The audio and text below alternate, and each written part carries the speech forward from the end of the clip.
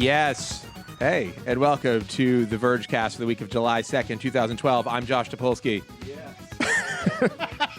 And I'm Paul Miller. Yes. Yes. I'm Nilay and Paul. Yes. Yes. Yes. And we're back. We're back. The band has been gotten back together. Yes.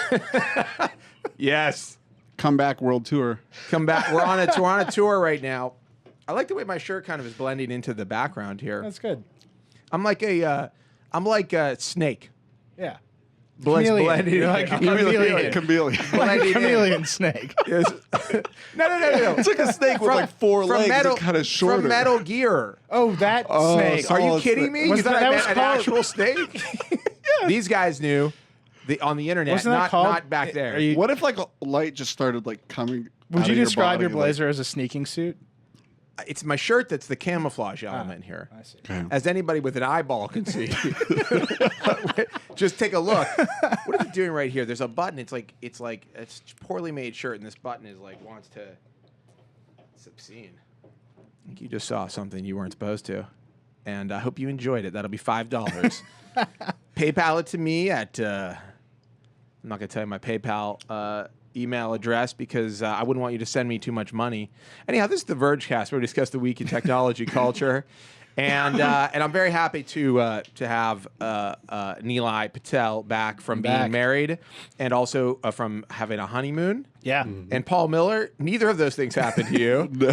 Well, he did go to Mexico. You did Yeah, go to I was in Mexico, Mexico. where any of those things could have happened very easily. It's true. Wouldn't you say? Yeah.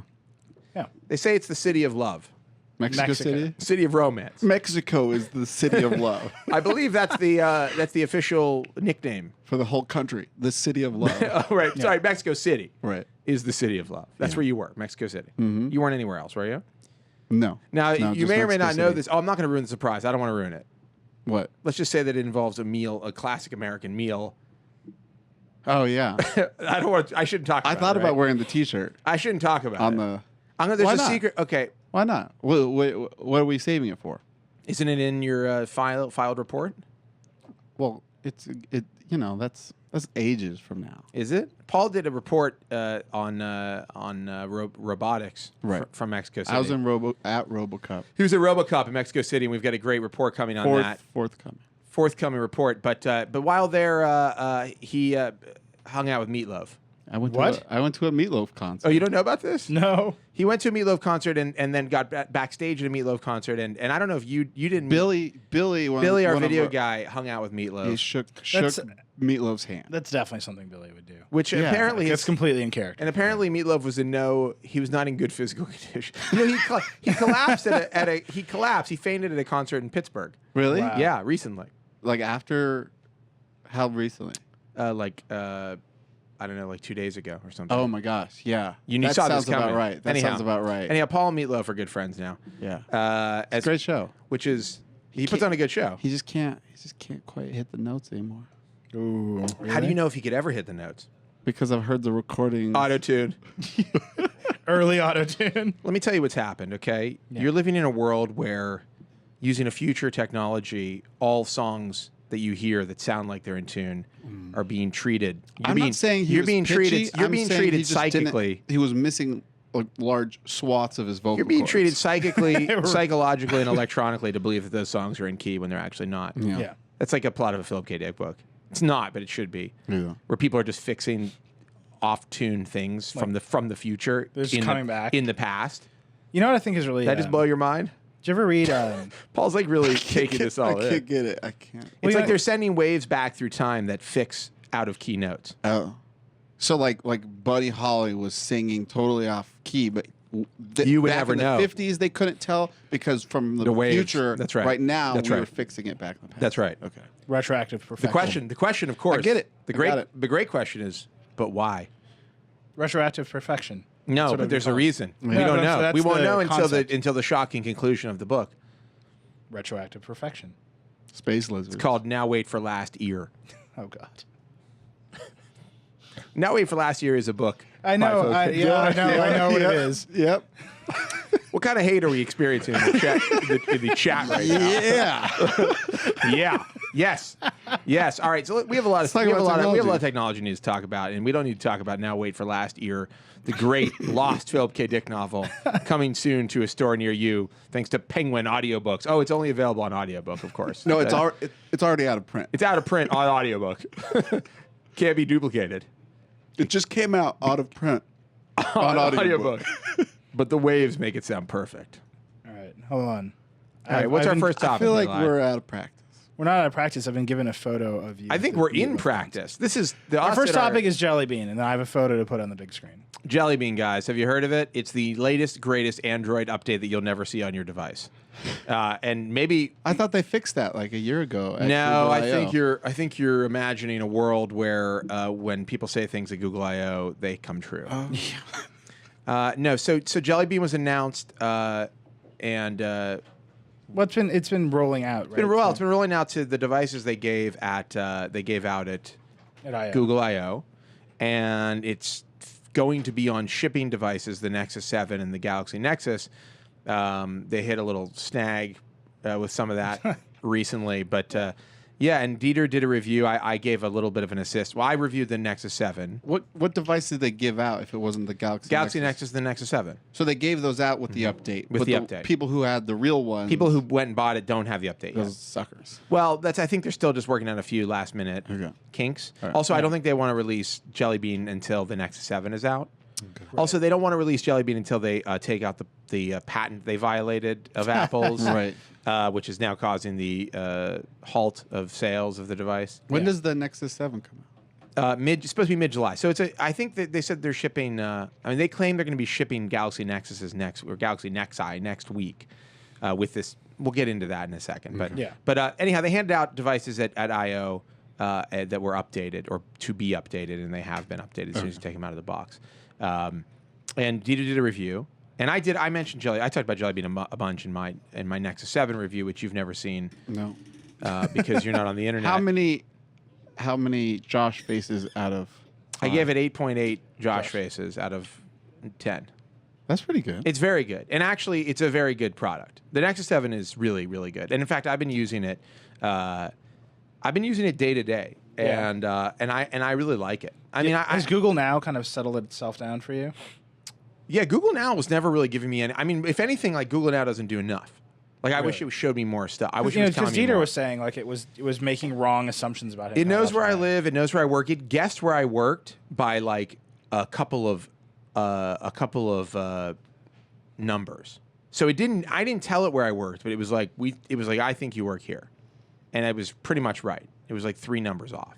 Wow. So it was like the block. Yeah. Wait, so it was like tracking where you kept on going. Yeah. Do you know how it works? I don't really know a lot about Google Now. I heard about this and it's like, oh, Google this is Now, so creepy. here's how Google Now. I've been waiting for something like this for a while. No, I'm with you. Here's how Google Now works. It takes your search history, your location information, and I think there's a bunch of look other, at your address book. Because Siri gets most of its stuff out of your address. I don't book, know. right? I don't know if it does. I don't know all of the places it pulls Siri from. gets the relationships to people, so it's Okay. like this is my sister. This is I don't know all of the places it pulls from, but what I do know is that it knows enough to be able to say things like, in the morning, it'll say your commute to work will be this long. That's pretty cool. Using like public transit, and it'll show you on the map. You can jump. And so it doesn't even direct. matter if it's a few numbers off. Right. For I your mean, work it's the same. It's the same thing. But once I told it where my work was. It was like, "Is this your work?" And I was like, "No, it's this address," and now it's in there. It'll show you the weather. It'll show you if it's. I mean, so the thing is, it's using your search data, your location data, but it's also using data that it's pulling. Does it replace the home screen, or do you have to go into it? Or something? There is a gesture. You hold down on the home button and push up, and this little Google orb comes up, and it's a very WebOS feeling thing. Yeah, and actually that icon, that Google icon, the white with the black inside. Yeah. That looks very, for whatever reason, it looks. I mean, very I was looking at. We ran this story about. We saw a leaked video of the not the pre-3, the Windsor Knot, which is the pre-3 without. It's essentially the slab WebOS phone. Okay. No keyboard. And I looked at that compared to the Jelly Bean, the stock Jelly Bean screen, which has the row of icons on the bottom, and it's just an empty kind of like multicolored background, and has the search bar up top. And they basically have turned Android into like a version of WebOS. I mean, you could see Matthias really had a hand. You know in what a I think lot is of what really they're doing. interesting? exciting. It is exciting, and the card stuff they're doing. I mean, they're things. Google Now is based on cards that you can swipe away. Oh, really? Yeah, they're cards of information. They call them cards. Wow. So and they layer them like on top of each other, which is Okay. actually a little weird. They layer them on top of each other, but the only way to see the ones on the bottom are to swipe away the other ones. Sound like a totally Which seems- different metaphor than anything else in the operating system, or is that kind of like that strip of? It's kind of like the multitasking? strip, and it's very much based on swiping. You know, all the new Holo apps are like swipeable left to right, like to get to different areas. So it feels really well integrated. So here's the thing Sorry about if you Holo. guys talked about all of this. We did. Yeah, last week. we didn't. I haven't been I mean, back. last week we had Ellis and Laura and Dieter on, which was I watched part of that. That a was great. wild mixture. It was good. We got to get all those guys back. So on here's more the thing often. about the Holo. So we had. I remember when the Zoom came out at CS 2011. Tron tablet. Tron tablet, and we had Matthias at the trailer. You interviewed him, and he was like, "Yeah, I didn't really have anything to do with this, but it looks nice. I had some stuff." 2 years later, Actually, all that stuff is gone. What he said, you're right, but he also said that he had come in right as they were working on Gingerbread. Yeah. And they had done a couple of really minor things, and then like Honeycomb was already in the pipeline. Yeah. And he only had very minor, I think, Right. just very minor. But you can see they cleaned up all the like. They got rid of all that Tron stuff. They kept one of the wallpapers or two of the wallpapers from the. So there's no more like little blue lines all over the No, place. it's all gone. What is it? What do you just mean? very What do you clean. mean blue lines? All those blue highlights and like laser. There are effects. some things like when you move widgets around or you move icons, it has like the little like pluses for like targets, and it shows like the ghost image of where you would put the icons, which is not really. I think it works really well. Yeah. It's a nice visual effect. It's not that important. How much does Google Now factor into your daily life? Very little at this point. I mean, basically what it does is tell me the weather, which I don't need because I have a weather app that I use, and it tells me commute stuff. But it has done. I told you the thing about the plane, getting off the plane. No. When I landed after coming back from I/O, I landed off of a red eye. Landed on a red eye at like 6 a.m. I was getting off the plane, and I looked at turned my phone on, and it immediately said, your commute home is going to be, or your drive home will be from here will be 33 minutes. So it like knew that I had arrived because I'd searched for the flight. Wow. It knew that I'd arrived, or at least it knew where I was.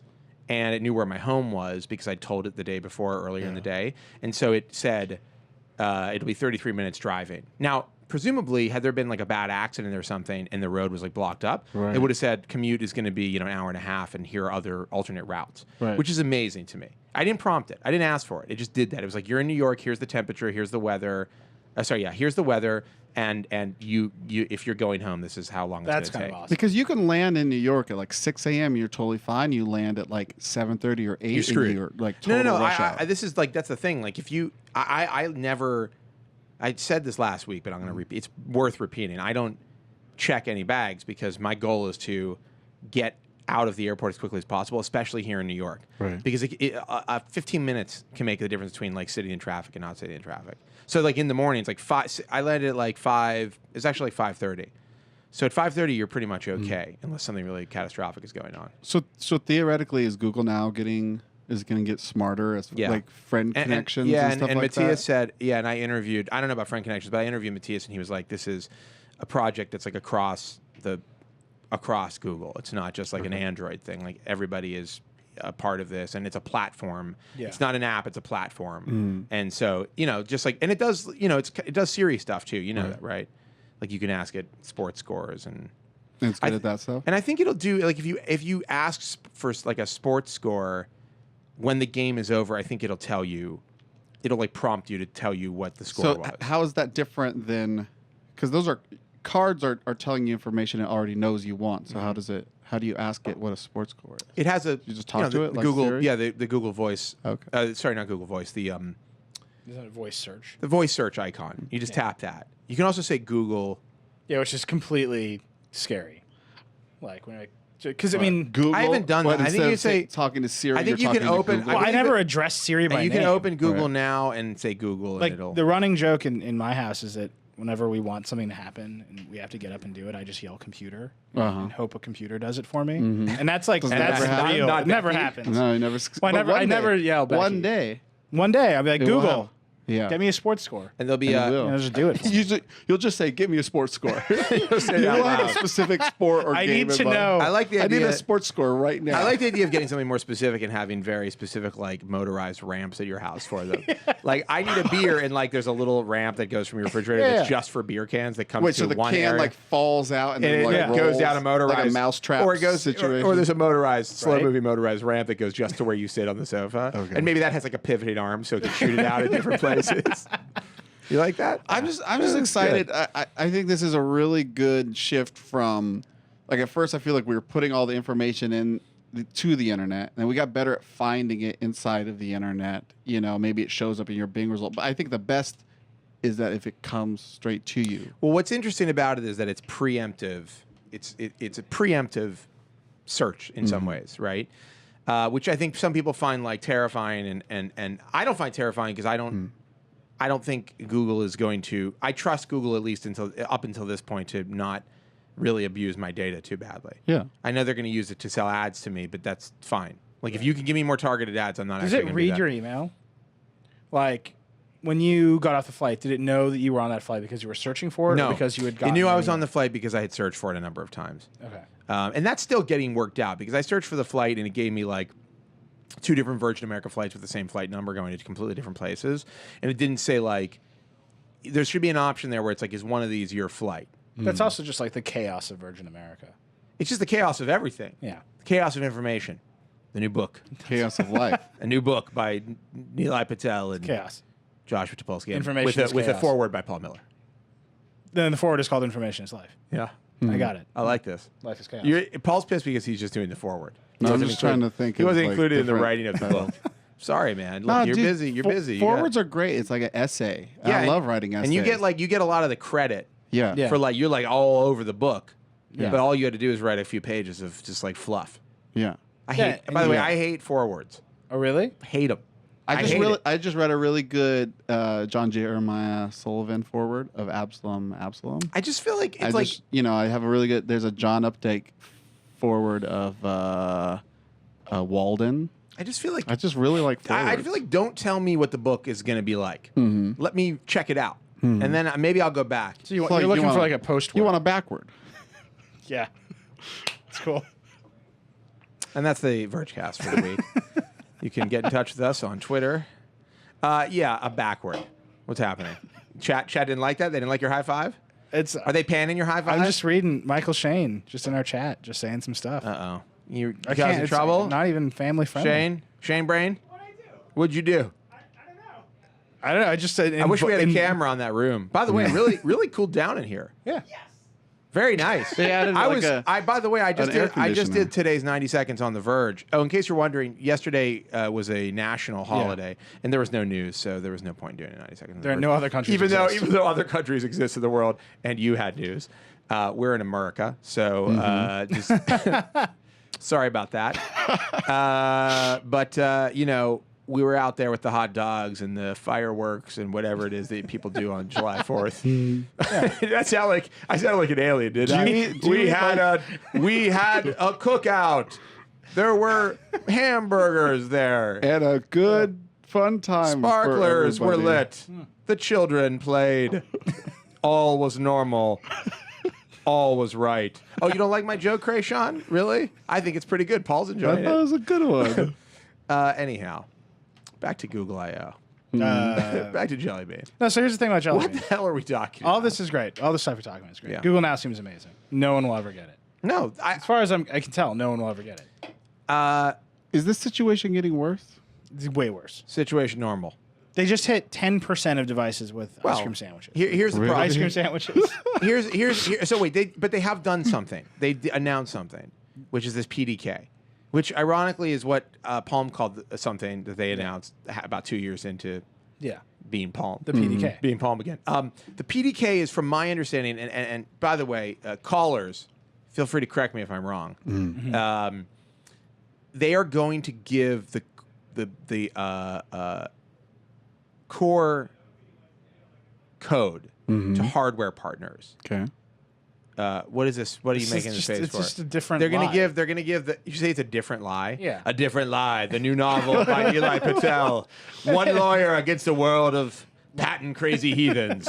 I'll write It's just, the forward. they tell us lie all the time. But go ahead. Okay, so they're Well, going to but give this the is, this is core. a new version of the lie. Yeah. They're going to give the core code to hardware partners so they can begin their development. So like of their, early on, and so then, presumably, what I understand, presumably they're going to say we just carved out. We basically have this like code base, which is, maybe we haven't put all the bells and whistles on it, but this is like the core of our major update. which they built for whatever specific Which new they built Nexus for device. their Nexus device, Right. and they're going to go to Samsung and Huawei go, and ZTE port this or over whoever, to- and say over to here's our Qualcomm next chip." code base. Get your stuff ready for it. Here's the big changes, Right. and presumably that will allow them to release devices. So one of two things are going to happen. Yeah. Either they're going to the developers will do or the third parties will do this. They'll take it early. They'll really go crazy and they'll build their stuff on top of it. And then Google will release something and they'll be totally at odds. And then they'll spend another year or two reconciling. Or the third parties just won't do that and they'll wait for it to come out. I can't imagine It's it not going that. smoothly. I don't think this has anything to do with like Samsung or HTC or Sony. I think it does. I think it has a lot to do with Verizon and AT&T and whatever carriers. I mean, that's the real. If only holdup. somebody would write an editorial about it. If only somebody could talk about how the carriers are. Authoritatively Yeah. talk about it. Hold on, we're going to get to that. It's gonna happen. It's going to. My understanding is that regardless of what this Well, actually gonna last year at happen, I/O they promised that everybody get 18 months. maybe of updates. this is their better solution. No one ever talked about it again. No matter what, They're like the matter what, Android updates. Please from stop consortium. reminding everybody about Google that thing. gives itself such a great head start. Like no matter what, they're giving themselves a head start on everybody. But here's the thing. We're upset about it. Mm-hmm. Google should be upset about the situation because Right. their great new software isn't getting on phones. So like the consumer experience is worse. The cool new features like Google Now aren't happening on all these devices. Well, Samsung made its own Siri competitor. Why would they use Google now? Well, it's not exactly this mic stand. Will I ever get it right? It's not exactly a Siri competitor. There are similarities, but there's also great differences. But the point is, like, Google's shooting themselves in the foot here. I mean, to me, it should be priority number one to bring devices to parity, because then all the cool stuff that you announce at I/O that all the world is hyped about is suddenly on all of your devices, and you want to fight Apple. If Apple is your main competitor and you want to show off like your hot new stuff, like why wouldn't you want to do it on? Like you're not selling Galaxy Nexus. Well, you're not selling Nexus. I mean, they're going to sell some Nexus 7s, but the Galaxy Nexus, let's say 10% of devices are on ICS. What percentage of those devices do you think are Galaxy Nexuses? Yeah, I'll bet it's vanishingly like small. I'll bet it's like 1%, if that. So they're not putting their best and brightest stuff in front of consumers. So how is it helpful to Google to do what they're doing? Like, why would they want to continue? And they're Like, showing it to competitors. I mean, right. If they wanted a monopoly on features, there are other ways to do it. Like, this doesn't make any sense to me. I mean, unless they think like really long term down the road, there won't be any more partners. In which case, they've like kept all the good stuff to themselves. Like, I don't really understand. They bought one of their partners. No, But I know that, but they're not doing anything with Motorola right now. I mean, literally, if they were going to do something, we don't know. If they're going to, we'll find out. But they say they're not going to, and we can only take them at their word. You do have Microsoft like a million years down the road. Like, you know what? We kind of need to make our own hardware. Yeah, but Microsoft didn't have to buy Motorola to do that. Sure. Here's what I think. I think. Do we have a call coming in? But it's calling. similar idea of like realizing, you know what? We can never deliver the perfect best product through a third party. Like No, we I can don't- never team up and collaborate well enough with a third party to create a great product that's on time You or, talking about Microsoft? before. No, Anyone for is what you're saying. either. That's what Microsoft making that tablet means. It's like, look, if we leave this up to third parties, we're never going to create the best tablet on the market. And Google, it's very obvious to them, it seems, that we're never going to make the best phone on the market if we leave it up to third parties. So Well- you just have to do it yourself. well, they they- made the Galaxy Nexus. You, like, which have- they all Google believe could in. say you like Google have could to say, compete with your partners just I mean, Google to make could, Google the whole could- market better. Google could say, partners, you have to give users the option of having a stock experience. We'll give you the version and you can offer the phone with a stock experience immediately when it's ready, just as we would, or you can wait to put your skin on it.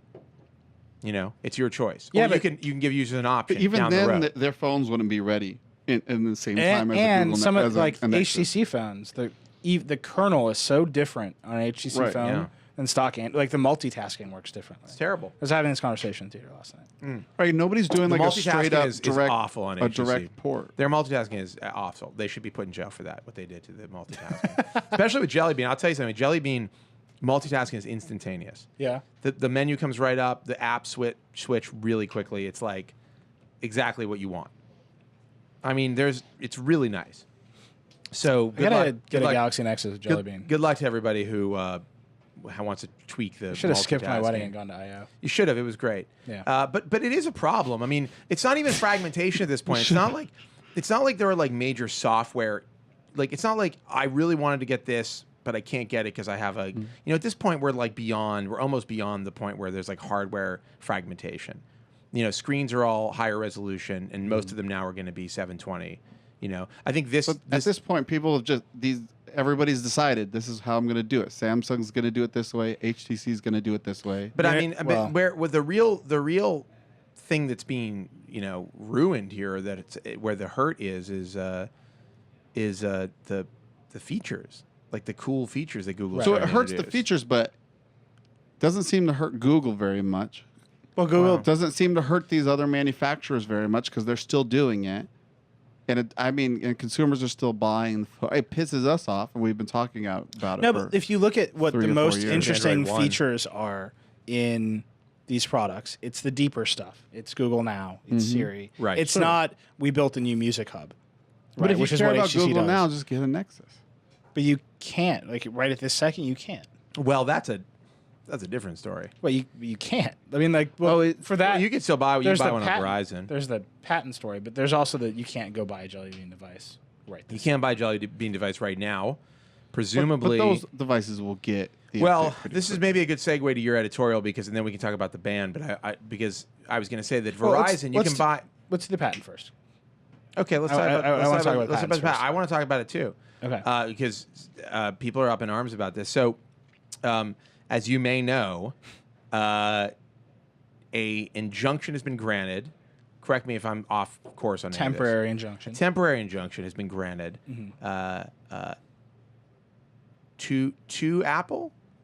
Where's the injunction? So Apple requests the injunction. Apple The requested court injunction has been granted injuncts for Samsung. them. It's been injunction. Well, has it's been in their trial. carried Right. out They for. got adjuncted. They got injuncted all over the place. Anyhow, so Samsung can't sell the Galaxy Nexus. the court has said that Samsung As of when? Because I just read an as article. of last night it went Oh, off of wow. the store online. We Wow. we were like That's we were looking at the wild. store earlier in the day. I was looking at the store and I was like, yeah, it's still available. And then like an hour or two later, it was gone. And we were like, that's not right. crazy. Yeah. It's crazy that Samsung is still the one that's fighting Well, that battle, and it's on I mean, Google's that's store. a really but that's a really interesting. No, that's just make user sell. Right. That's what patents cover. I understand that like Apple has to prosecute that, and like I'm sure Samsung's hanging out with Google trying to figure this stuff out. But it's just such a weird But concept. this is like a proxy. The whole thing is like this weird proxy battle. Like Apple doesn't want to. Correct me if I'm wrong, but they don't want to. Well, Samsung makes the hardware, right? They Sure. sell it. No, they make the phone. That's what I'm saying. Right. Right. But Not they- just the hardware. They're responsible for the entire thing. I understand they that, but the software itself and the place where the patent is being violated is within Android. is within Android. But Apple can't stop Google from selling anything because they basically don't sell any. They don't make Right. it. right. But what's interesting is it is kind of this weird like No, and Samsung is basically innocent of doing Apple. anything. Well, no. I mean, They're they put not. the software on the phone, but like they didn't make that decision. Sure. Apple could very well sue Google. And I've been asking for years. I've been asking Apple why they don't sue Google. Well, this is- I wanna I've been talk about asking this. Google why you don't sue Apple back. Because Yeah. Google now owns a huge variety of patents. Yeah. Apple and Google are now, they were involved in a lawsuit directly against each other because Google bought Motorola. That lawsuit was dismissed. So the one place where Apple and Google, who dismissed it? it was Richard Posner in Chicago. Is this the thing that just happened? This happened Right, last week. right. Or 2 weeks. Okay. Some Posner's on number a of roll. weeks What did he dismiss today? You know, he didn't. He Oh, gave we an just interview found out about his today. dismissal I see. today. Okay. So there are these now competing cases around the world, right? And I know you were really up in arms about the injunction. I'd like to talk about it. Can we just say what it is? Hold on, because if you don't know, just very basically, you can't buy Galaxy Nexus right now because there are a handful. I'd say 4 or 5 key patents that Apple holds that they. It's 4. Is it 4 that Samsung has violated or has what's the correct word? Infringed. Infringed. Thank you. But there's one in particular. Which is essentially like on-device universal search, which means and Apple met the standard, right? They said they're damaging our sales, whatever that is. Yeah, they will do irreparable. Weird. See, that one's weird when you say when it's the Galaxy Nexus that's the device. Well, because it doesn't. The legal standard for the injunction is they're going to do harm that they can't be, but then be repaired by money. They could have picked any Samsung device that has that function, right? Right. And so one of the reasons that the injunction, the Galaxy Nexus, was granted, and this is one of the arguments that Apple has been making around the world, is we keep picking devices because we're required to pick devices. Yeah. The thing that is sold. Yeah. And by the time we get to the point of deciding whether or not it's infringed, Samsung has released 5 more devices. Yeah. Smart of Samsung. Yeah. Good tactics on Samsung. Yeah. Right? Well, what are they? It's like they're. So the judge in this case was swayed by, during the life cycle of this device, it will do us harm. Yeah. Which is actually, and we have presumptively proven that this patent is both valid and is likely valid and likely. So that's how Apple's getting these so they got 2. This is how they're getting it earlier in the process. This is the first time. I mean, this has been the fight, right? There has been very little real are these patents valid? Are they being infringed? Conversation around the world. The fight around the world so far has been: I'm filed a patent lawsuit. Can I prove to the court that these patents are likely valid and likely infringed, so we can ban the sales while we have the lawsuit? Started? So we can get started. So this was filed 5 months ago. Forever ago. Yeah. Oh. And so in 5 months, very quick, right? Like in the world of the courts, that is. You know what? There's a really short solution. What's funny about it is they just made the most compelling case ever for the Galaxy Nexus, like a day before, a week before. Right. They just made the most compelling case ever, which was we dropped the price to $350. You could buy it unlocked $350, and it's going to have. It's $350. You didn't know that? Yeah, $350 unlocked. That's great. Which is, by the way, pretty incredible for this device. Like I know there's some, the screen, the camera, but overall, out of every phone I can use right now, this is my phone of choice, and I think for $350, it's a pretty good deal. I was just at AT&T, an AT&T store, and they had for unlocked flip phone, dumb phones. Yeah, $250. Right. Yeah, well, that's some kind of weird. All right, They're trying to move. Tell me what I know. You have on. huge problems with this. I don't have huge problems. I have. Let me collect my thoughts here. I don't believe. I don't believe that the goal of this ban was to stop Samsung from infringing on their patents. That's my problem. My problem is not that I don't think that they may have a valid case about the patent. Wait, but So what do they want to do? What is the goal? If that's just not saying the goal, that what's the goal? conflates. It's really simple. Apple What's the can goal? request things for bad motives, right? Yeah. So But what's they the have to motive? make a legal case. The goal is I don't think that they actually believe that the Galaxy Nexus will damage sales of the iPhone So what do they believe? in any material way. Sure. What they believe is it'll be a huge pain in the ass for Google and for Samsung, and will slow them down in some pretty material ways, which they've just done.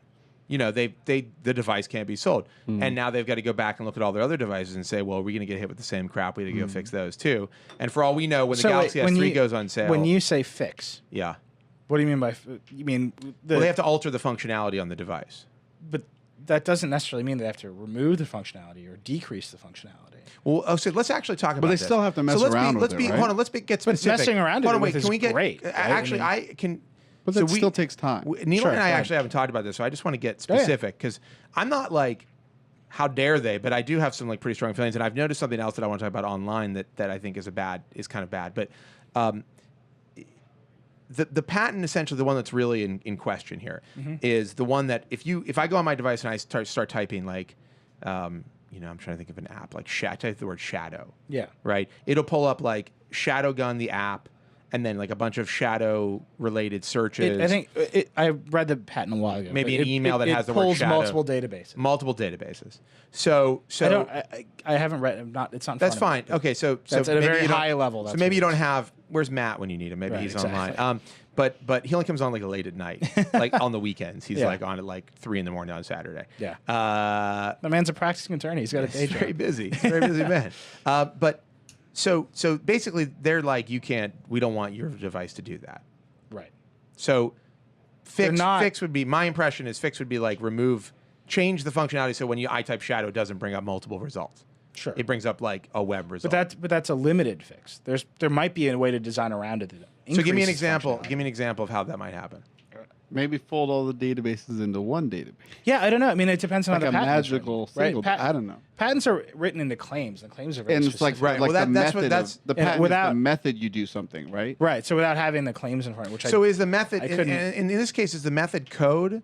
No. Or is it the way so that, this like- is, I think this goes back to, and I have a lot of patent stuff kind of planned out Yeah. for next week. Yeah. But this goes back to what I think is the core problem with software patents, which is they don't exist in like a tangible way. Like there isn't a thing that is a software patent. Like you can't go to the patent office and be like, I'd like to file a software patent. And then there's rules governing software So they patents. end up patenting the results because you can't patent the mechanism very well. But do they patent the results, or do they patent like some kind of weird like graphical workflow they do part of that. They do all these. They do everything. and right? descriptions? The descriptions are like a method to query a database where part one of the database does this. Are you suggesting that there might be a patent that's like, I have a chunk of code, and no one else has ever made this code, and here's what it does, and the patent should cover the actual code? The patent, well, because the actual code, if you're a computer scientist, is kind of irrelevant.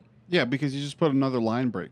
And that's not another line break. It's Well- what you've developed is like a complex series of math, right? Okay. And that's hard. Yeah. And then you can express it in code. Right. And if you're, that code is valuable and good. Right. But the algorithm is the thing, and you can express that in all kinds of different languages and different ways and whatever. Okay. Right. Yeah. So Do what you you think want they to should be protect able to- is that you want to protect the algorithm for the most part. So it'd be cool if they should be able to patent an algorithm. They just shouldn't be able to patent the results. Well, so this is like right? the really fuzzy, right? You can't patent math and all algorithms. Well, but wait a are second. math. But you say they can't patent the idea, but if it's a very novel, if Apple truly was the first to have and file a patent for the idea that you could be on a device and type in one word and get all of the results from a bunch of different databases, that is a relatively original idea.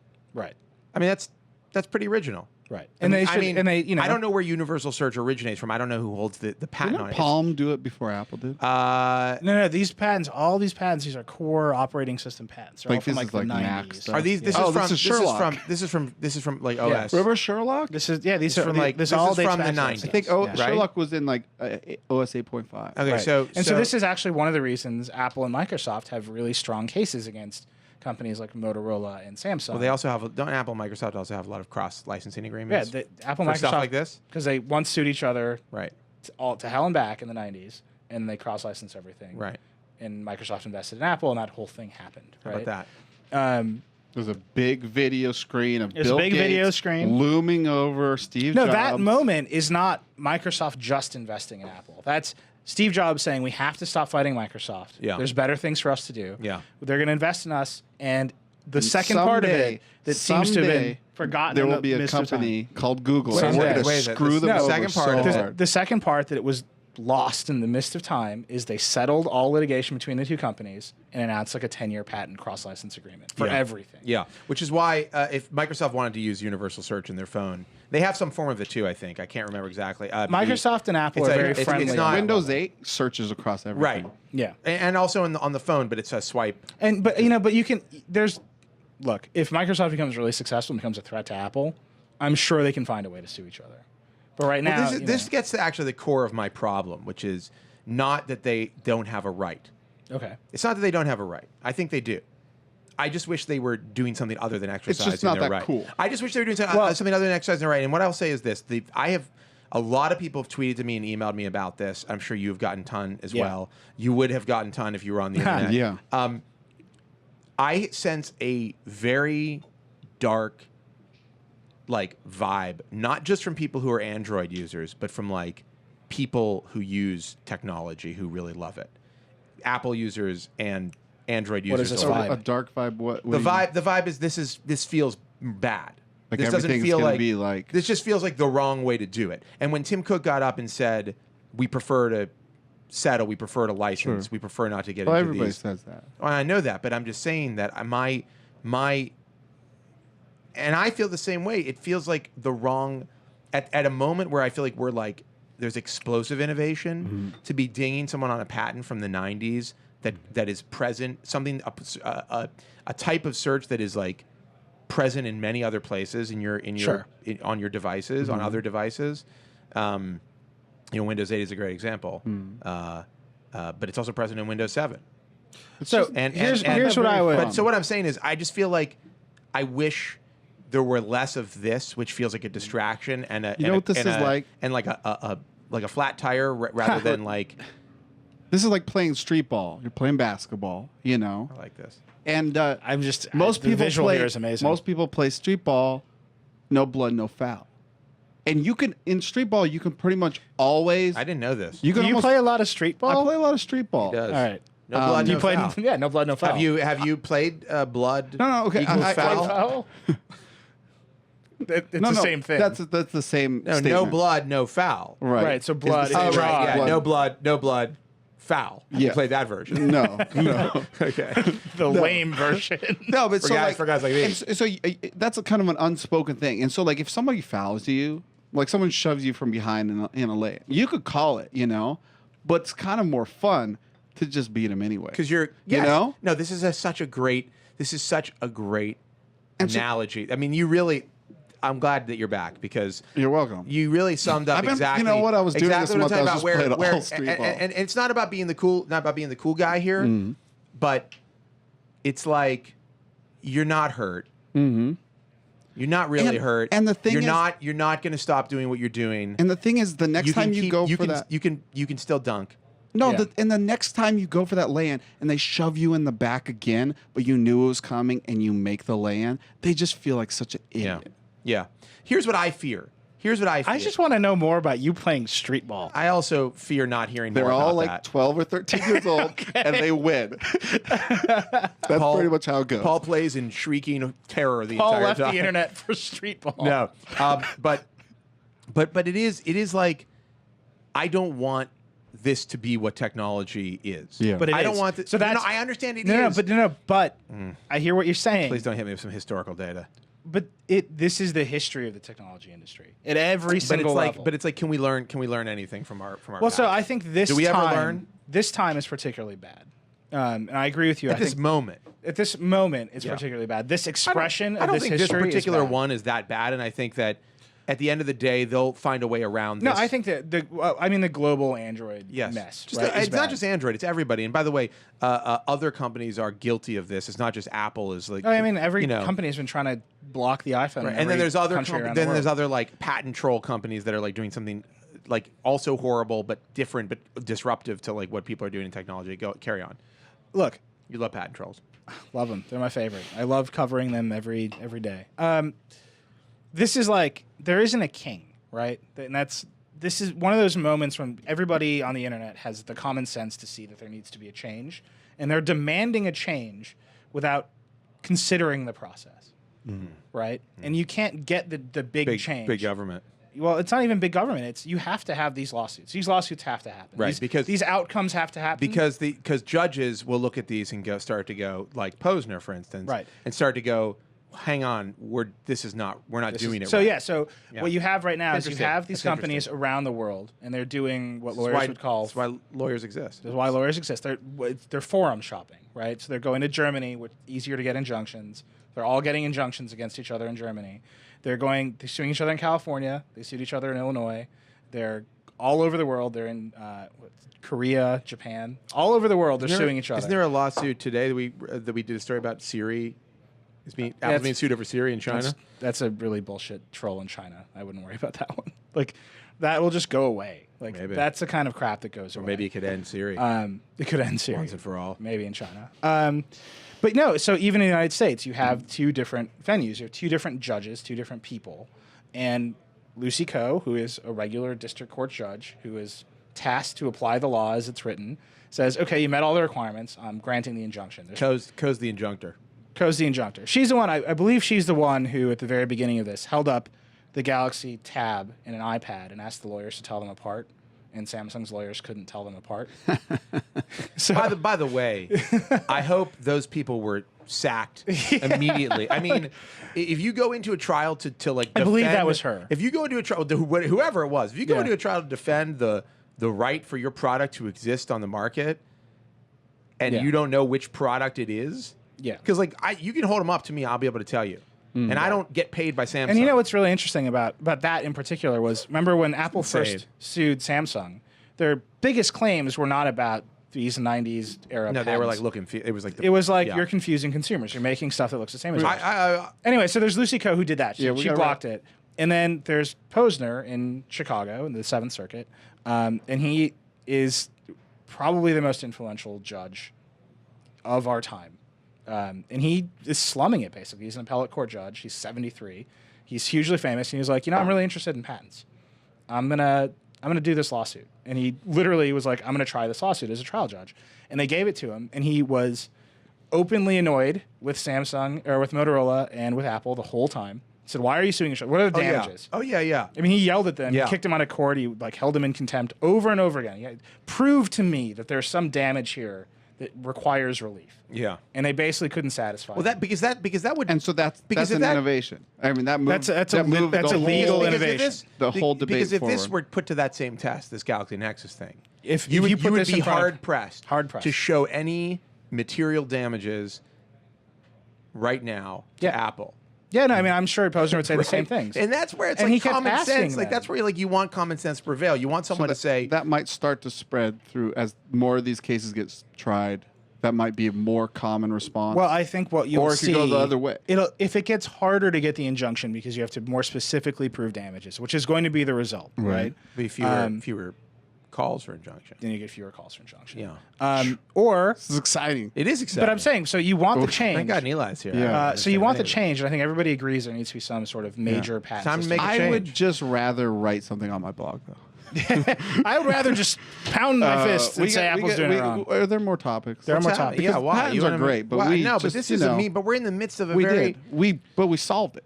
I don't think we solved it, No. but I do think it's interesting. It's funny. What's funny about this to me is that I'd gotten an email and a couple of tweets. And people were like, "Should I get a Galaxy Nexus? I'm worried about the injunction." And I was like, I was like, "Here's my advice. If you're thinking about getting one, I would just order it right now because like." We don't know when they're going to post the bond for this. Oh, so by the way, if you don't know, Apple has to give $96 million to put it basically in escrow. Yeah, they did to say like, they did that very quickly. that's why this happened. I mean, they needed to do that to basically say if we're wrong. Yep. Here are the lost sales. We think it'll be $96 million, and if we're wrong, here's your money. So this is, I think, segues. Cost you. We can get off this. I think this segues nicely into what I wrote today because I wrote a pretty salacious headline today. It said carrier's the biggest threat to innovation. I got a lot of immediate. Well, it was controversial. Well, they are one of the biggest threats to innovation. So I wrote, and the immediate response I got from everyone is, no, you're wrong. Patents are the biggest threat to innovation. Right. And I don't think so because that system is like, it exists. Well, it's there. Patents are post innovation. Like innovation happens, and patents like whoa. Right. But also, carriers are like, whoa, and you don't innovate yet. And you get to solve, patent problems get solved with money, right? And that's essentially what Posner says. That's essentially what this bond means, is we did something with our patents. We stopped you, slowed you down. But if we screwed you up too badly, we're going to give you this amount of money. Or Google and Apple at the end of the day, which is what they should do and which everyone believes they will eventually do, they will write each other a licensing agreement, a settlement. And Apple and Nokia wrote one. Carriers never have to say. Carriers are systematic. Paul, right? That's a systematic your point problem. about them being the patent stuff being post innovation is really true. Which is like the innovation was allowed to happen. Now there's a fight about who gets to use it who pays. But this your point, and I think which I have seen. I've spoken to people. You and I have had many conversations about it, and I've spoken to people who are some of them you cite in the article. Where you watch these carriers just have a total stranglehold on what is arguably the most important emerging technology that we have right now, which is mobile communication, mobile technology, mobile broadband. That's what you think. Well, look, do you get off? I started get off it. the two things that set off this editorial were, well, I guess it's three things. Microsoft announced the Surface with no 4G. Google announced the Nexus 7 with no 4G, which is both insane. Well, I think one is a price motivation. Well, sure, but both of those are like mobile broadband on tablets should be table stakes, right? You shouldn't be able to announce a tablet that you can't connect. I mean, those are inherently mobile devices. You good? I'm just trying to give an evil stare to this camera. And then it was the 5-year anniversary of the iPhone or whatever on Saturday. And everyone's like, the iPhone changed the world. Everything is so much better now. Yeah. Well, and it's kind of like certain things. Yeah, that's certain things Getting are walking great. directions. That's good. Way easier. Having the phone tell you how long it'll take to drive home when you land in your airplane. I thought you were going to say how long until you're dead. Siri, when will I die? 20 minutes. But the things that were great about the iPhone, the structural changes of the iPhone have not been repeated. And I don't think can be repeated by any other. Well, they haven't even been. The iPhone didn't even kind of achieve that. I mean, the only thing the iPhone achieved is that there's one phone in the market that doesn't get tampered with by carriers. But that's it. I mean, and Apple is responsible for it. But that's just one phone. But that's one structural anybody change. Else could do it. If anybody else could do it, it'd be Google and Microsoft, and somehow they can't. Right, because there's no Steve Jobs. And it's more than that. But that's what I mean. Ultimately, he's the one who convinced AT&T, or it's Singular at the time, to let him do it. Right? Singular, yes. And it's like you shouldn't pin what was clearly the most important structural change in the wireless industry on a force of personality. On the force of one man's personality. You should say this is important. We should build it into the system. Well, and it's just not there. Who would say that? The FCC, the FTC. Oh, you mean one of our regulatory committees, one of our regulatory groups? Who else could say it? I mean, you mean the people who are bought and sold by the companies that you were talking about? I guess. Yes, I would like it. Maybe I should just run for office. Let's not be naive. I mean, right. AT&T and Verizon have heavy lobbying arms. Lobbying a committee is different than buying and selling a committee. But the commissioners from the FCC go. It's one remove. They quit and they go work for the telecom. It's one companies. remove. It's one remove from buying and selling, in that the people of the FCC don't physically take an envelope full of money, but there are the people who are telling them what to do are taking envelopes full of money. Right. And they're not. It's not like they're going like, I'll think about it. They're like, yes, I will do that because I want to stay in my position and I want you to keep giving me, however. I don't think. Well, the FCC will say insane things to me, like, it's our job to work with the industry to make sure everything works well. And it's like that's one of your jobs. I don't want to go down a rabbit hole, but there was this story in South Carolina which we've been looking into. Oh, the municipal Wi-Fi story. Where it was ruled that the municipalities can't offer Wi-Fi to their citizens because it would undercut AT&T in those areas. Right. Really? And then the argument, is that's a service you can buy. The government shouldn't undercut a service you can buy. Right. Which is insane. Which is like, that's kind of. I mean, why not? How about this? Since we don't actually know what would happen because no one really is doing it. Right. Like they're just kind of guessing, and I think their guess is like motivated by AT&T saying we need to be here and make money. And I think putting the interests of a corporation over the interests of citizens who should have access, not free access necessarily, but access of some type to the internet, which is arguably, no, not arguably, it is a utility. And should be treated in some ways as such. Right. It just seems crazy to me, and it's like at what point will we get where will the regulation come from if the FCC can't sit down? I mean, your point today towards the end of your article where you said they're essentially just like leasing. Yeah, no, literally they lease what is the property of the American us. people. Yeah. They should be accountable to the American people, and we can do better.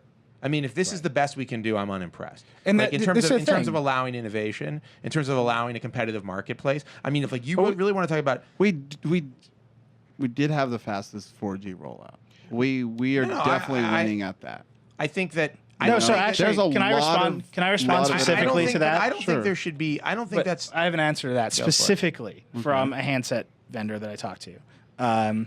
who said, of course we had the fastest LTE rollout. The carriers are terrified of being dumb pipes, and they accelerate technological change so that people will buy new devices You make faster. it sound like accelerating technological change is a bad... But so there's just go with me. Okay. So there's the pendulum swings both ways.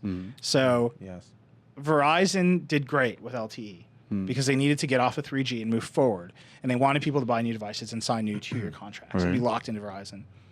The other side of that is because it wasn't coordinated, Sprint tried to race ahead faster with WiMAX. Right. They blew billions of dollars, and that company is now faltering. And also could fail, and millions of jobs be lost. Well, also all kinds of hardware was developed. Terrible experience and service for consumers. I mean, they bought devices that they were told were one thing and they're not, and they're basically killing the service. And it's like a huge. It's great. Quagmire. I mean, it's great. You know, in one sense, it enables these.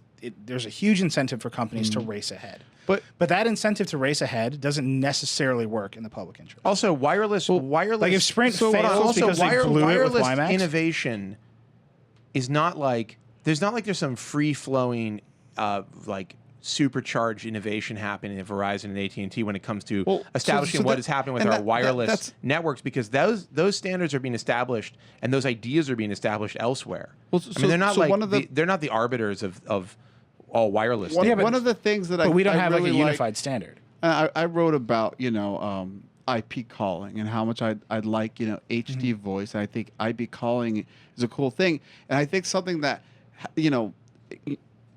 obviously this is a battle for freedom and for better services and stuff.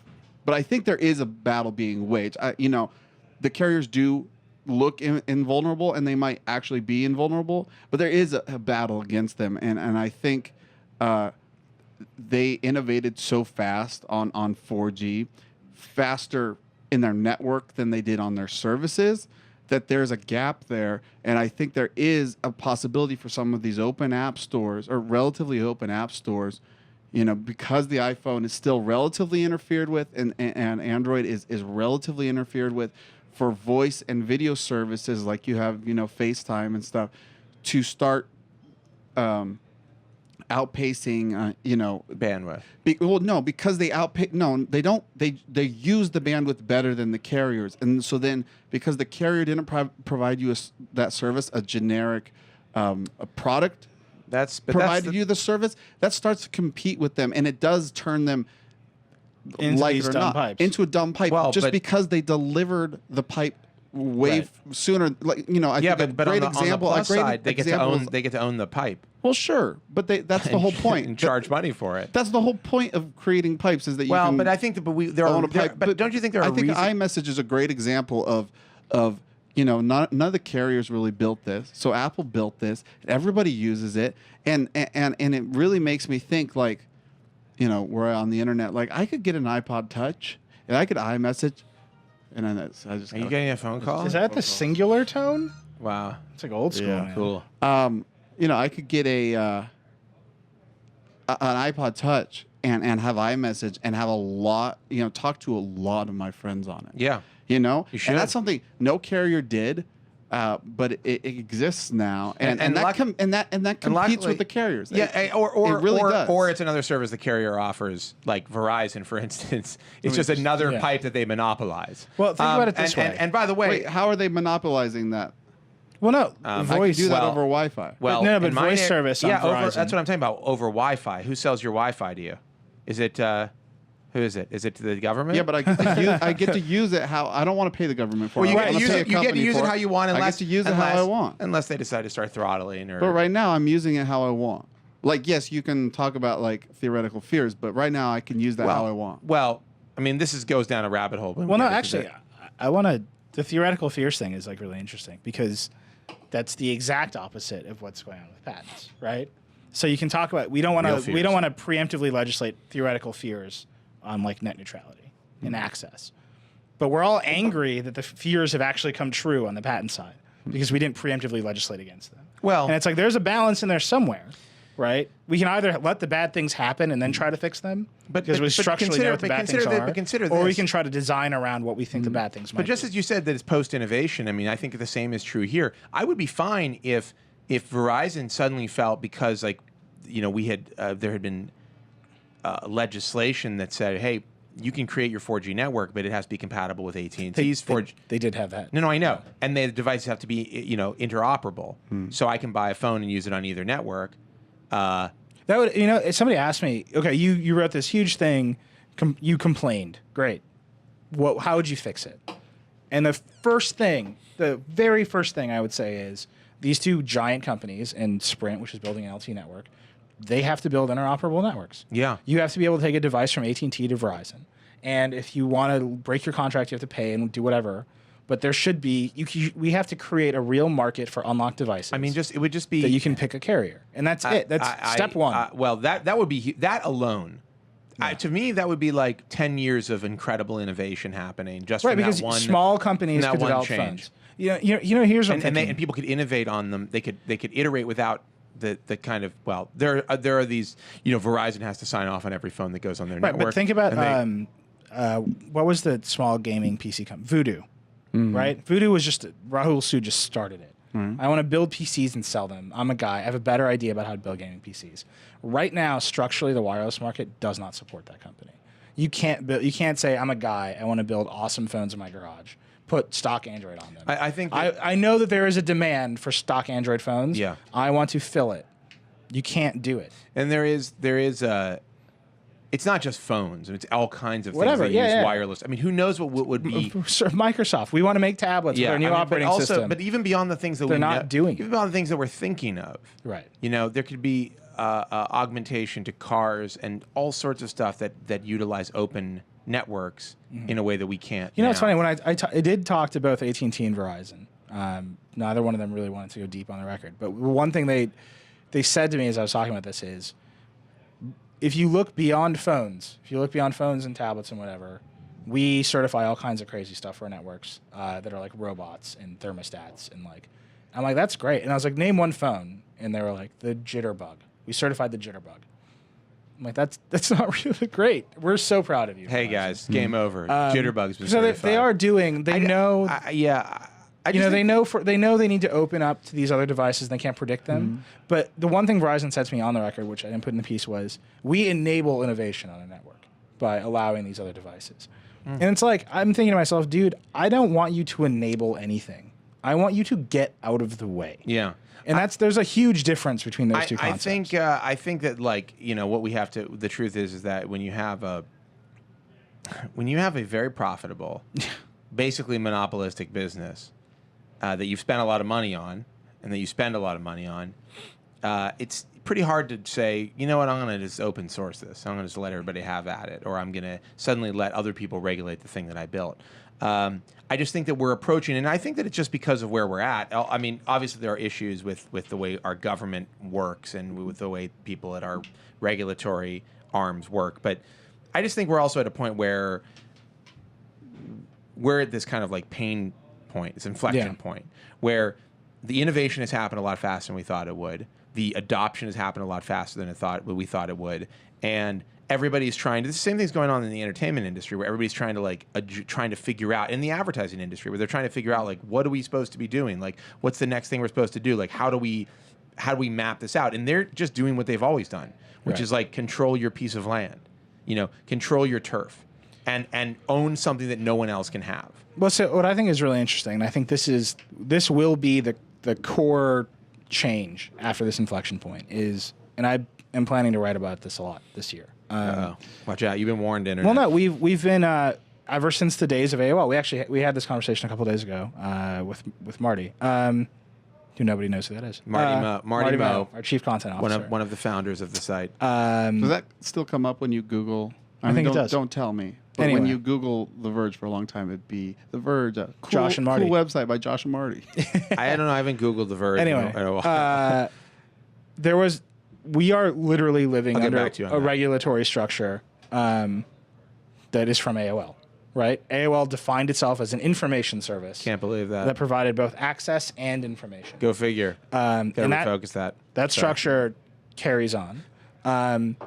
And it shouldn't. That structure is really wrong. Keywords. Because there is access that we pay for, and we want some innovation access. We want it to be faster and cheaper. But that's it.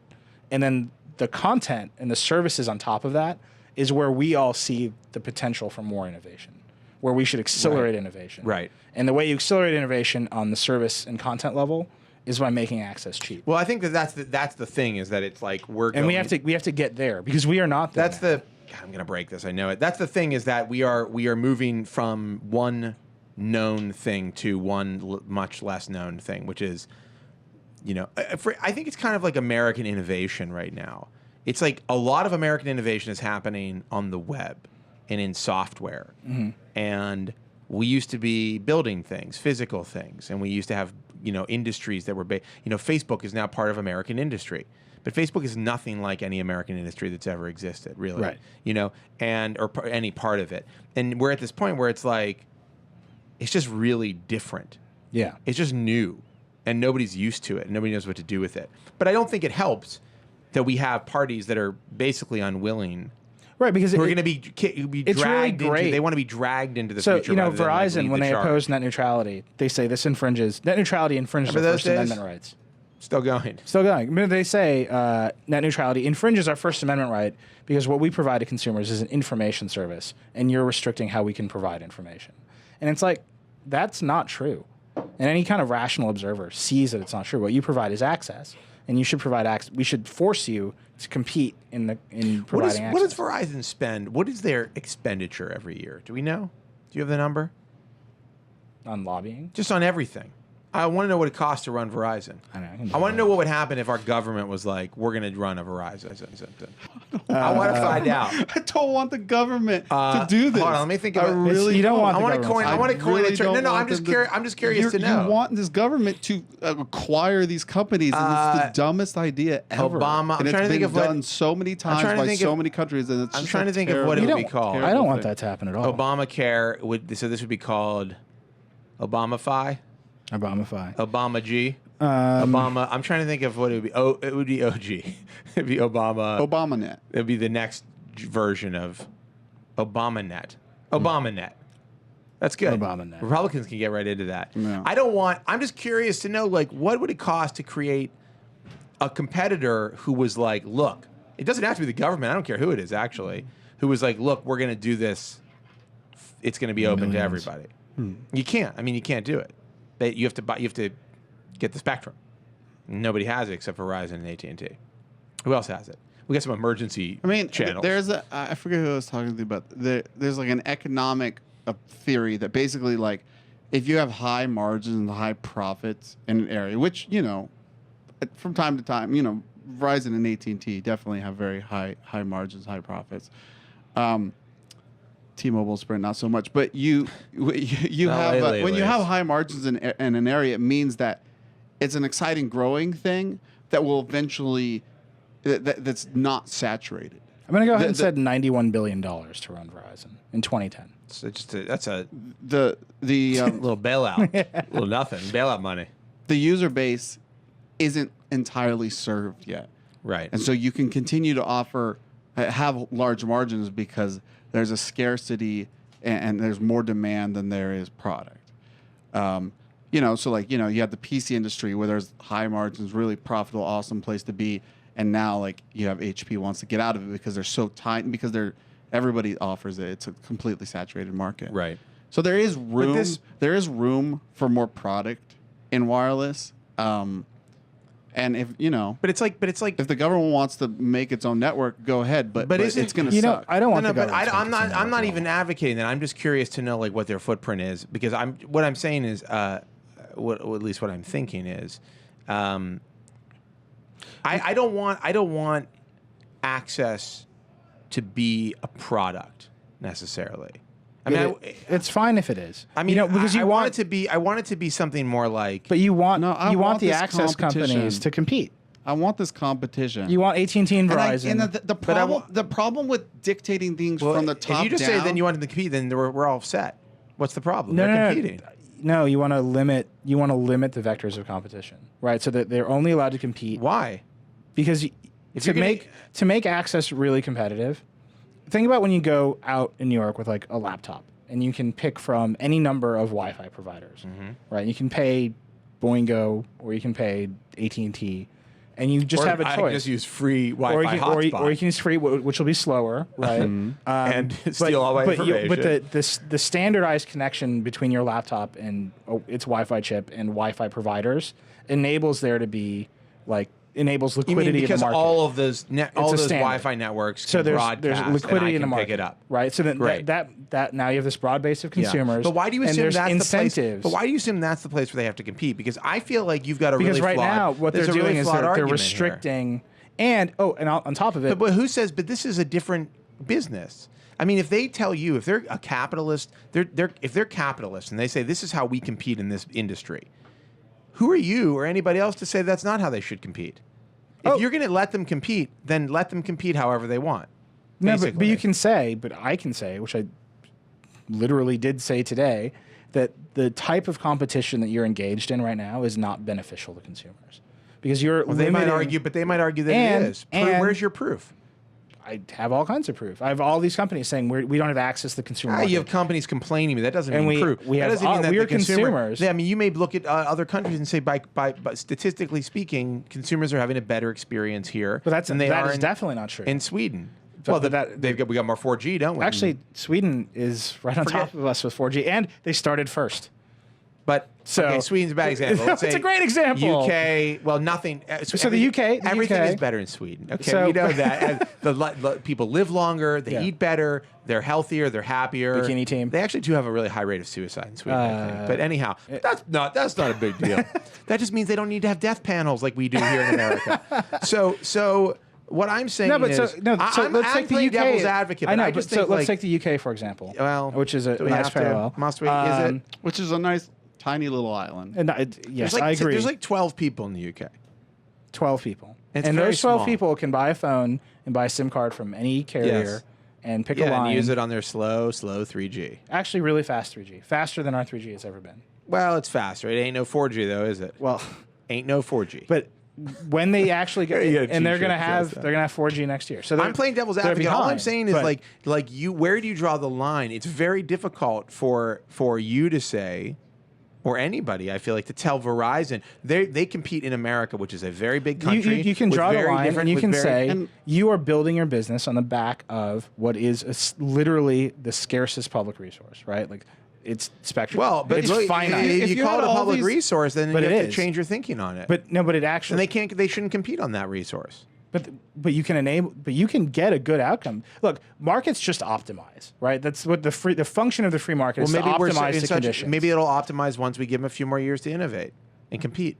but you have to set up they optimize to conditions. They don't create conditions. This is happening. Wow. I don't know what's going on with that. No, What did you say? I'm running for president. Oh yeah, I like that. this is The good. Death Star is part of your. That's really. I don't get it. Is I'm Nilay angry. gonna destroy planets? Like Yes. populated homeworlds? I think that's supposed to be. I think like the somebody AT&T. made this for us. That's supposed to be the AT&T. Huh? TC made it? TC made it. Okay. TC loves to Anyhow, Photoshop me. the point is, you're saying what you think would be better for them to compete, but if we're in a free market, they should. But we're not. They know how they have to compete.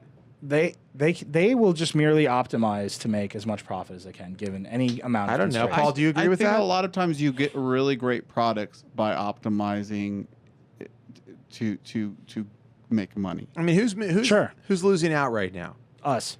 Also, Are we? I don't To know. be I honest, have like, if there's all these great open markets over all around the world, make great products for them. If you're Mr. Joe in your garage, Well, have you ever that wants noticed? to Have you make noticed how great- Europe gets the phones first and they're all interoperable? yeah, like the iPhone that they got first, Well, that was different. like the Galaxy Nexus that they got first. They did. Yeah, they did. That's true, they did. And they get Almost everything. all of They get them. all of the stuff first. Almost every single one of them. I mean, Because Galaxy they can- S3. they Galaxy do get 'em S3. first. Remember, Vlad did his Galaxy S3 review weeks before we All right. were able to review Let's the just American shut it version. down. Government mobile. Wait, do you not Government remember? mobile. Wait, do you not remember for years before the iPhone came out, there was a constant Unlocked thread. iPhones in Germany. Sorry, go ahead. No, but for years before the iPhone came out, it was why don't we get good phones in America? I remember that question nonstop. Yeah. Why are all these awesome Nokia handsets coming out in Europe and they never come out in America? It's because the carriers don't want to support them. I actually bought an unlocked like N95. It is true. It is true. Carriers controlled the flow of devices here, and we would see all the time in Europe awesome phones years ago, and you still do sometimes, where you're like, I want this phone, and you're like, sorry, you can't buy it. You can buy it Omnia online. 7. The Samsung Omnia 7 was a really awesome Windows phone. Never device. came out here. Never came out. They changed it into the Focus, which was a piece of junk. Right. So I agree with you guys. We have sucky jerk face carriers. Yeah. You know, and we have some. Can TC do a graphic on that? And the carriers do restrict and push back on innovation a lot. Yeah. They're terrified of it. But I think there's some competition coming, and Right. I don't want to dictate it. Do you know something we don't know? I don't want to dictate how things go from the top down because I'm Virgin terrified. Mobile. What if someone somewhere decided, you know what, they all need to be interoperable and they'll be WiMAX. And it turns out WiMAX is kind of a sucky protocol. I do think, but okay, so let me switch back from being devil's advocate, where I think there is a way to, and maybe the word, I mean, when you say the word regulate, everybody gets very antsy. So let's change the word regulate. Let's make it regulators. There's a way to. Can we just please get the Warren G song going on here? There's a way to. There's a way to partner. Yeah. There's a way for our government with your home partner with your home to partner with their good friends at the carriers. Right. Yeah. To all join hands. Cruise up and down. Yeah. Straight hit the curb. This is just happening. Fine. Fine, I'll bring up the lyrics to regulate. But you don't have to bring them up. You just need to bring up the music to regulate. Done. That's all we're asking for. How are the speakers on your MacBook Pro? So Verizon, AT&T to partner with want to mug the regulators. That's right. And they got to call for backup. Yeah. I think you know what's going to happen. Regulators. Hey, is there a sponsor this week? Oh, good. We're damn good too. Anyhow, Can't be any geek off the so they regulate. This is off your local library, right? Oh, it is on my logo. I just did it. The government, instead of regulating, It would was a clear black night, a clear white moon. Doesn't matter. G was on the streets, Doesn't matter at all. trying to consume some skirts for Okay. So sorry. They I'm would gonna turn it partner off. with keep who going, do they keep it partner going. with? Come on. chilling all alone. Just hit the east side of the LBC. Let me just bring this I up. can't believe you guys want head with me. I'm a little. Here, I'll turn down my headphones so I don't hear the. What's up with 213? So I hooked select on 2-1 and Lewis. Some brothers shooting dice, so I said, let's do this. I can't hear anything. and said, what's up? Some brothers was again, so I said, I would just like to confirm that I do, in fact, have this locally. That's great. Yeah. Oh, it is local. Via Yeah. Spotify. Well, I just use Spotify. But yeah. oh, you have that's local. bad for him. Yeah. This guy I do just, own. This guy I just do own. experience a. By the way, I'm going to just say this right now. Your Xbox Live account is on my Xbox from when you stayed at my house. Yeah. And Do you log into it all the No, time? sometimes it logs in by itself, and I freak out. gosh. I turn on my Xbox, and it's like Can Paul. you just delete it? I can, I guess, but I'm not sure how. Okay. I haven't looked. Well, I've I would never had come to delete. over I've and never I'd had to delete it delete for any- you, but that'd probably involve me getting on Xbox I've never had to Live. delete an account from my. I don't even know why you put it on there. I don't really know. why I Dumbest thing did you've ever either. done. Anyhow, so I just want to say, if anybody sees like Paul online, Yeah. it's not him. It's just accidentally logging in on my Xbox for some reason that I don't know, and I don't know why. All right, let's move on from. Can we get this graphic off the screen already? I mean, you want to talk about the iPad, or you want to talk about? let's talk RIM? about what? I think the last two things are the I iPad need Mini. you guys to explain the small iPad to me because the last I heard, All right, you would have let's- to like shrink your fingers to ever use a 7-inch Okay, iPad. let's first off, as soon as Steve Jobs, in any time he ever said anything negative about a product, it just meant we're working on that product. Okay, so there's no point in even going down why even bother talking about what Steve Jobs said about Just tell me how it's mean, going to work. How is this going to work? They're going to be fewer. They're going to be it'll be a 1024 by 768 screen. 7.85 inches. But how does which the is App the Store same. work? It's the same resolution as the iPad 2, and the difference is they'll scale down apps and they'll show less icons on the home screen. That's my theory. They're going to scale down apps. 7.8. It's 8 inches essentially. 7.85 inches. This is Those buttons. Here's the important really thing you need to know. tiny. Here's the important thing that you need to understand. As soon as Here's the as soon important as- thing you need to understand. as soon as any public interest was shown for Google's 7-inch $200 tablet, stories magically appeared in the Wall Street Journal and Bloomberg, as if placed there Yeah. Interesting. by angels. to as if placed there by angels. Anyhow, these stories, I think there's, look, they can probably do it. They can probably afford to do it. It'll definitely mess up Fire and Nexus 7 sales. Well, assuming that they're around $200. Would they sell it for $200? Apple It's would got- sell okay, it for like well, $250. let's look at the landscape. They have an iPod Touch sells for how much? 200? Thousands. No, I have no idea what it iPod costs. Touch sells for how much? What's the starting price? Come on, nerds. Is that like Shane, you 200 worked at an Apple store. You can't tell me this off the 250 or top of your head. something? 200. It's just straight up $200. $200. Yeah, Now, amazing. now there's a 3.5-inch device they sell for $200 called the iPod Touch. There's a $400 tablet they sell called the iPad 2. Right. Where would a 7-inch? So you think 250?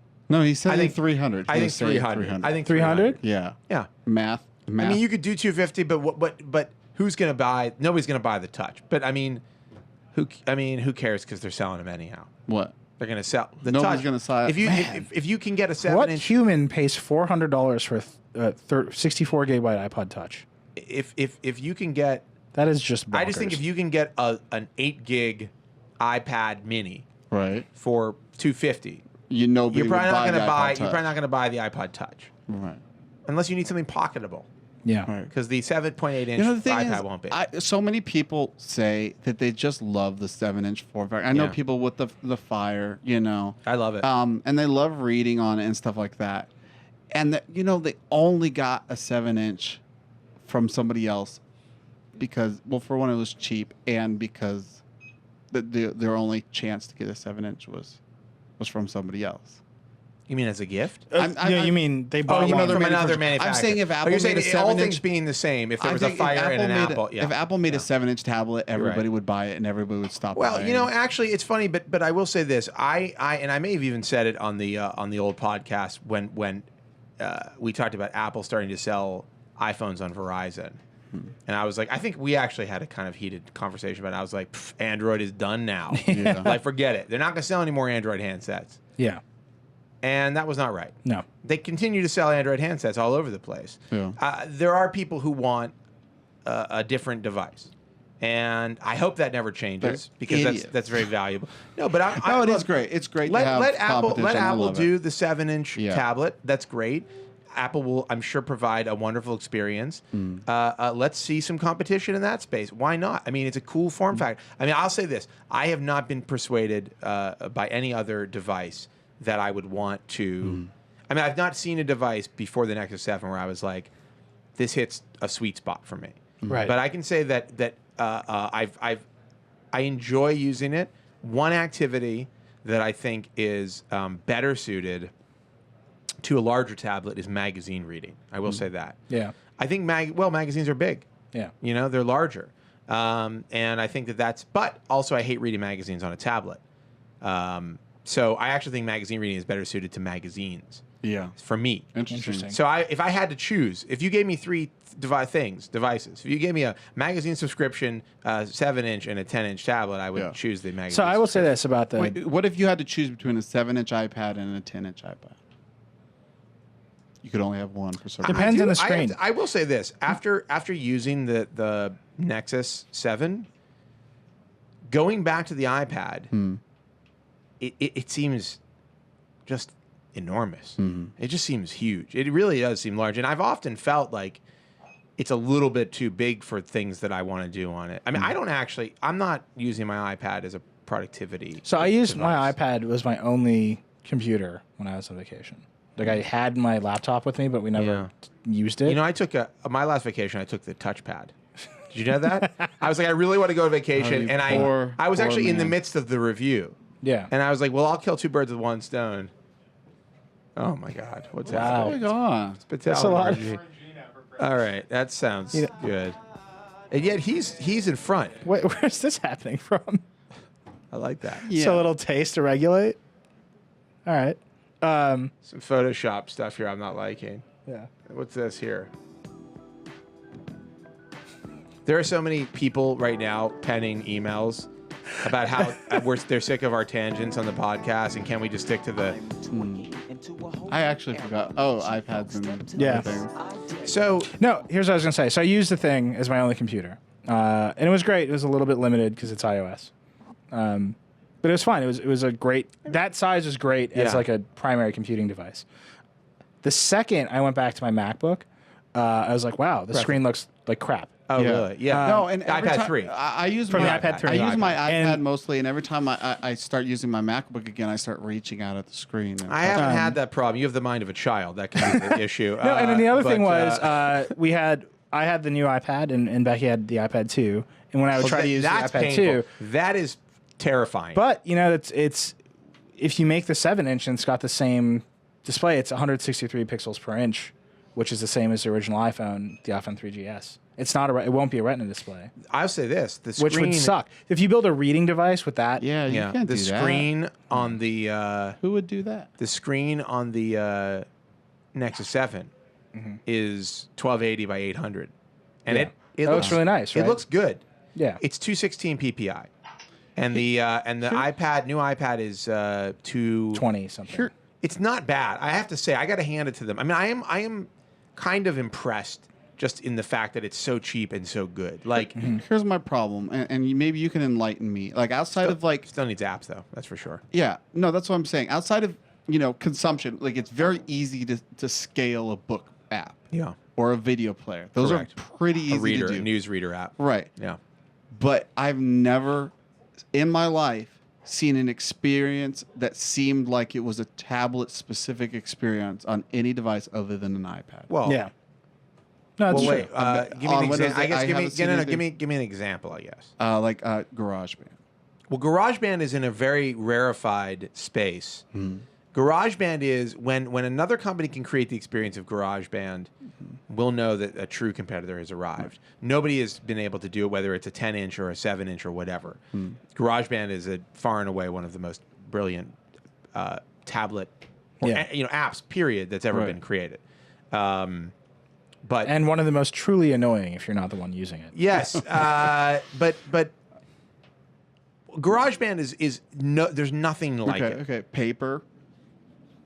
Yeah, I mean there are. I don't know what the draw. I haven't explored fully the drawing app a selection, though. I it's not what it is on the iPad on the Nexus. It's just when you're using an iPad, it feels like you're using What is that? It's my computer. a very you mute it? specific like experience that was just perfectly made exactly for that device. Well, it was.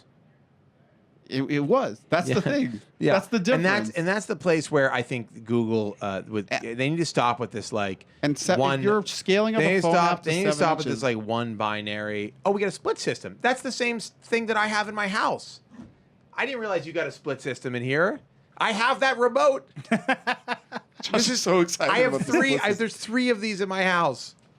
I'm so excited. I don't know if you guys know what a split system is. They're all over Europe. The Do you know air what it is? conditioner? Yeah. Yeah, they're an air conditioner. The compressor is still outside, but there's no duct work. So this unit is the fan, and it hooks up to the compressor, and it's very quiet. As you can tell, it's very quiet, and it's Yeah. also very cool. I had no idea. Great choice, boys. Would be how many BTUs? 15,000? You know, 24? No, you got a compressor that's capable of 24. There's no way that's 24. Seriously? Oh, you got 2. Oh, that makes sense. Yeah. Sorry, complete random off topic. You are deep in the air Tangent. conditioning blog game. I've been you might check out my site accoolblog.com. No, remember at CES we were going to start like a smart appliances blog Smart apps. because of all the washing machines. Smartapps.com. You want to talk about the rim stuff that happened? Then we can call it a day. Yes, we should do that. Okay. By the way, definitely think they're coming out with a small iPad. I think so too. Without question. Why wouldn't you? If you're Apple, why not just to ruin everybody's good time Yeah. with a product that is a great price point Yeah. and a superior experience. And with a stylus. Not with a stylus. Please. With Oh, they silence. could. I mean, you're Galaxy Note, man. Galaxy. Whenever that thing Dream. comes Yeah, out. dude, well, I don't think that's coming out for a while because still of isn't certain, coming out. certain litigation. No, that was the Note. or the tab. Yeah, and I note. think the tab it might not be different enough. RIM this They have to sue all over again. RIM last they're a week little gun-shy. announced a I don't think very Samsung's gun-shy. RIM last week. Research in Motion last week announced a very dire earnings outlook, and then told the world that they would cut. What was that animation? Can you go back to that? And then Laura just tweeted this. It's amazing. and then told the world that they would cut. It's amazing. That is amazing. I bet it's amazing. Can we get this up on the screen? Yeah, I'll send it. It's in the comments. This of the is Vergecast. incredible. Whoever made this is going to get a special. So gift from RIM me. lost a lot of money. Yes, their earnings were very bad. Their market share. Comscore just released some numbers. Their market share has dipped. They've lost, I think, 3.2% in the last I don't know, Yeah. 6 months. I don't know what the They're period falling is. apart. And then they said they would cut 5,000 jobs, which is like 35% of their workforce, and that they're delaying. You don't know this? They're delaying BlackBerry 10 and BlackBerry 10 devices to 2013. Oh my gosh. Yeah. Wow. So I saw a guy on the train with some sort of storm, I think, and he it's like desperately trying to type on. no, it. he had some. It might have been a game, but it kind of looked like he just had a wallpaper and then a row of buttons, and he was just jamming on one of the buttons. Like, I don't know what you could possibly be doing. It's like fake. He was like using it's it like in a if movie. you're playing a game, you're not having any fun, and if you're not playing a game, your phone is frozen. I'm sorry for you either way. Remember when you said that you thought the typing on the storm was really good? Oh God. We're good. That's like your one of your greatest. One of these days, I'm gonna just get the original Storm and just get my WPM just so high on that, Dude, just be like awesome and typing on and then I'm gonna press. throw it on the ground like, "What up now?" Anyway, so then they went on a PR blitz. So they went on a PR blitz. Torsten Hines, the CEO of the company, wrote an op-ed in the Globe and Mail saying saying a number of insane things. everything is fine. Everything is fine. Make no sudden movements. I think 2013. Look, you can't make a good operating system without 2013. What they said is You what can't he make said a is true what he said is multitasking what he operating said is system. everything is on track, and they want to make this product perfect, and that it's going to interact with parking meters and ATMs. This is and, true. And we have change the no way- idea what that So means. I spoke to can you get this up, Paul? Don't look at the screen. This was put in comments. This is truly amazing. I don't know who made this. But Laura tweeted it, and now it's everywhere. And it's amazing. It is amazing. We just need to write more stuff about Katy Perry. I can't tell. Is this a positive? Yeah, he's response? vomiting rainbows. Is this a positive response to Trent Wolby's review of Katy Perry's 3D movie? You don't know this happened. Trent went to Katy Perry's. Can we take 3D. it off the screen so Paul can stop staring at nothing? Paul's like looking downward, sad. I read a glowing review about Katy Perry movie in one of the newspapers that Well, I've this ever is seen. nothing. This is nothing like that review. Trust me. This is definitely a Trent Wolby jam. Anyhow, Torsten wrote this thing, and then we spoke to About Katy we Perry. spoke to their managing director here in the U.S. and he was a very nice man. Mm-hmm. He refused to tell us any actual information. I mean, at the end, he was just like, "Yeah, boys, I'm not going to answer that question." yeah, it was it was Did a you say lot of- yeah, boy? something like yeah, that. It was boy? very nice. It was, He was very nice. joking. It was very honest. He was like, "Yep, not going to do it." He was in good spirits, but it was like, how do you guys plan to? What will you do to be competitive? In when you relaunch your new devices, how will you win users back to RIM? Yeah. And he was like, "We believe we have a great product coming, Yeah. and Maybe they're gonna make a 7-inch we want to tablet. we want to take our time and perfect it, Yeah. Yeah. He And did make a we- 7-inch tablet. I know. Just like, yeah. and we believe consumers are going to love it Yeah. when they see it." Anyhow, it was kind of like that. What was his But he big did say quote? he had a line. He was like, "This is going to change like the fundamental way we interact with our devices." No, it's a fundamental way we communicate. It was Something beyond like that. It It's was- like crazy. It's was like crazy. deep. Like. yeah, BlackBerry 10 will be a new way of interacting with the world. So how did I end it? What was my thing? Back in the day, I just I think- used to like Okay, perceive things specific with quote. like BlackBerry vision. 10 is an entirely new way of interacting with the world around us, and you ended it by saying, "Hey, no pressure." That's yeah, they said wild. they ended on like it was like when we're finished, the lives of every man, woman, and child will change on this planet. We used to have 6 senses. Yeah. Now we have 1, 5. and it's senses. BlackBerry 10. 5. We believe RIM is the No, beginning of 5 a transition that will the change. sixth sense is when you can see dead people. That's right. We believe RIM is at the beginning of a transition that will Josh, I need change to the way tell you people something. communicate. Yeah. BlackBerry 10 represents our future as a company and the future of mobile computing. Like, hey, all right. hey, no pressure. No pressure for 2013. You just keep saying I just want stuff. you to know, we're not just releasing new devices. Yeah. We're changing the fabric of the universe. and change takes time. I want you to imagine that the universe is a grid. Torsten Hines will reach into the grid, pull back on strings which make up the grid, and then snap them into an arrangement which you've never before seen. The problem with travel through space and time is that it is sort of like a plane. But what if you bent the plane? Oh, yeah. In on itself. Is And this we're the able thing to where touch 2 points of the plane together. Yeah. Yep. And then in the midst, floating between those points, was the new BlackBerry 10. The new BlackBerry 10 Bold X. Coming to a carrier soon. We asked him straight up because I was in the middle What of carriers? He I was said what working on carriers? this carrier We said what editorial. carriers? What carrier? By the way, I'm not making fun. He was a very nice. I'm not. No, it was I'm very- it making was fun. I'm having a little laugh about rims. You know, they're struggling right now, but he was a very nice guy. But we were like, what carriers will the device be coming to? And he was like, you don't really expect me to answer that, do you? Well, we tried. We have to try, you know. He was a very nice guy. it was a fun conversation. I will say this. I will say this. Other people have said BlackBerry's dead. They're not in good shape, No. but there's always a chance. There's always a chance they'll do something incredible that we didn't see coming. Just like in Very small And one of chance. the Matrix, I think in the third Matrix. No, no. You're thinking Neo's dead, and he's just laying there. Hey, spoiler alert! I mean, he's actually literally dead. He's awakened with a kiss, isn't he? His heart stopped. Spoiler alert! Yeah. You got spoiled. If you haven't seen, when we if go you've to- seen them- And at that moment, the Wachowski brothers No. said, "We've run out of things to steal." what is this like the last 5 minutes of the movie? Blackberry, Things to steal. The end. Screw it. BlackBerry 10 will lean over Rim and wake it with a kiss. I think that's our podcast. And that's the Vergecast for this week. If you'd like to get in touch with us, you can find us on Twitter. The Verge is at Verge. I'm at Joshua Topolsky. Nilay is at Reckless. Paul is at Future Paul. And I do encourage you to tweet at him, even though he's not checking, because I think we'll want to take a look at that. I'm also at PO Box 501. You're doing this. But I always forget the zip code. It's like New York. It's like 10276. Paul's just Paul's P.O. Box information is in our forums. If you want to send him a letter or letter bomb, which will open when he opens the P.O. Box, you can find the information on the internet. You know, I was. Don't send him a letter bomb. Obviously, it goes without saying. By the way, I want to say just directly to the camera that I've received some letters that look at it's so great. I am so grateful. Like they're the coolest thing, and it was.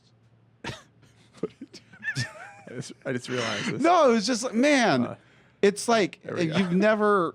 I've received emails that say, "Hey, you do a good job, and you're really, you're an inspiration to us all." But like, man, these letters were so cool. Yeah. It was really cool. You should read one. And I'm really grateful. Go back to those that people. shot of there we go. I don't like this at all. What are you doing, man? Thank you. I don't know. But also, Can I ask a question? I opened some of those letters while some like small children were around, and I was like, "What if there's anthrax?" Well, that's a crazy thought because who would want to kill Paul Miller? I don't know. The ghost of Osama bin Laden is out for you. You know what he hates? People who leave the internet. Number one thing the spirit of Osama bin Laden can't stand: internet deserters. Did you get? Can I ask you a question? I will not wrap up. I shan't wrap. I shan't wrap up. Did you get a letter from anybody special? I got a couple letters from Laura, your wife. Nice. That's not who I meant. She's very special. She is special, very special. I did receive. Did you receive any letters from Texas? Mm-hmm. Really? Did you respond to said letter? I'm still to people who have sent me letters.